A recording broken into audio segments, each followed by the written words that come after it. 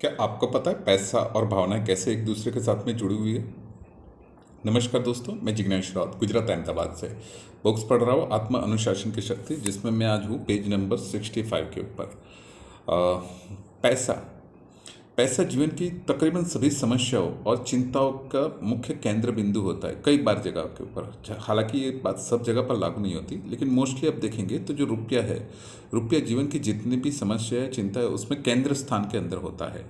इससे कमाना कि आप जब रुपये को कमाते हैं, उसको खर्च करते हैं, उसको इन्वेस्टमेंट करते हैं, और सबसे बड़ी चीज़ जब आप उसको गवा देते हैं, फलस्वरूप क्या होता है, आपके जीवन में जितनी भी नकारात्मक ऊर्जाएं है, वो कहीं ना कहीं किसी न किसी तरीके से, ये सारी जो नकारात्मक ऊर्जाएं मतलब प्रॉब्लम्स आपको जो लगते हैं, वो कहीं ना कहीं पे रुपयों से रिलेटेड कहीं ना कहीं पे जुड़े हुए हैं।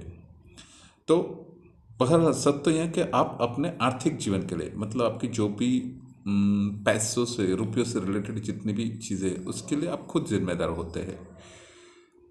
क्यों? क्योंकि आप खुद चयन करते हैं, मतलब कुछ डिसीजंस लेते हैं, कुछ ऑप्शंस चूज करते हैं, तो आप खुद चयन करते हैं, आप खुद निर्णय लेते हैं, और आप खुद अपने जीवन के प्रभावी हैं।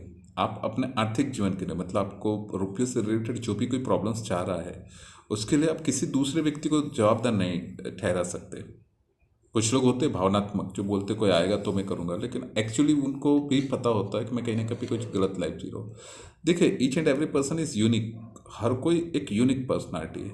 कोई प्यार के लिए सब कुछ कर लेता है, कोई रुपयों के लिए सब कुछ कर लेता है, कोई नेसेसिटी के लिए सब कुछ कर लेता है, कोई ज़रूरत के लिए। सिचुएशन के हिसाब से सब लोग अलग अलग तरीके से मतलब रिएक्ट करते हैं। बड़े घर के अमीरों को लड़के होते, लड़कियां होती है, तो उनको सब फैसिलिटी मिलती है, बट फिर भी नहीं पढ़ पाते। और बाकी गरीब घर के लड़के होते हैं, वो कचरे में भी मतलब एक कमाई का जरिया ढूंढते हैं। तो everything is depends upon your mind set. आप किस तरीके से क्या सोच रहे हो, किस तरीके से सोच रहे हैं। जब आप अपने खुद की आमदनी, वह नौकरी जिसको आपने चूज़ किया था, तो किसने चूज़ किया था। जब आप अपने खर्चे, जिस पैसों को आपने खर्च किया और जिसकी वजह से आप कर्ज में डूबे, तो पैसा किसने खर्च किया। और आपके निवेश, तो ये सारे निवेश करने का मतलब आपके जो इन्वेस्टमेंट है, वो सब कुछ करने का निर्णय किसने लिया। आप इन सब चीज़ों की, आपकी आमदनी, आपका खर्च और आपके इन्वेस्टमेंट, इन तीनों की जवाबदारी खुद अपने आप स्वीकार करते, किसी दूसरे व्यक्ति को दोष नहीं देते। तो फलस्वरूप क्या होता है, आप आर्थिक रूप से बालक से आर्थिक रूप से वयस्क की, मतलब आप जो फाइनेंशियल होता है, फाइनेंशियल सिचुएशंस के अंदर आप पहले छोटे चाइल्ड थे, बच्चे थे, वहाँ से अभी आप फाइनेंशियली जो आपका डेवलपमेंट है, उसके अंदर एक एडल्ट बन गए। तो आप आर्थिक रूप से बालक से आर्थिक रूप से वयस्क के यात्रा को शुरू कर देते हैं। तो इस तरीके से पैसा किस तरीके से हमारी भावनाओं के साथ में जुड़ा हुआ है, ये हमको पता चला। तो हमको ये सारी चीज़ों का ध्यान रखना पड़ेगा कि हमारे आर्थिक जीवन के लिए हम खुद जवाबदार है।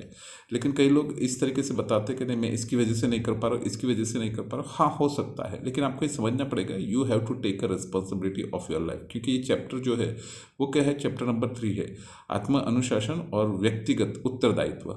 मतलब आपकी लीडरशिप, आपको खुद सब चीज़ों की जिम्मेदारी लेनी पड़ेगी। अगर आप वो नहीं लेंगे तो आपको बहुत बहुत बहुत दिक्कतें हो सकती है। नमस्कार दोस्तों, मैं जिग्नेश राउत गुजरात अहमदाबाद से। Thank you.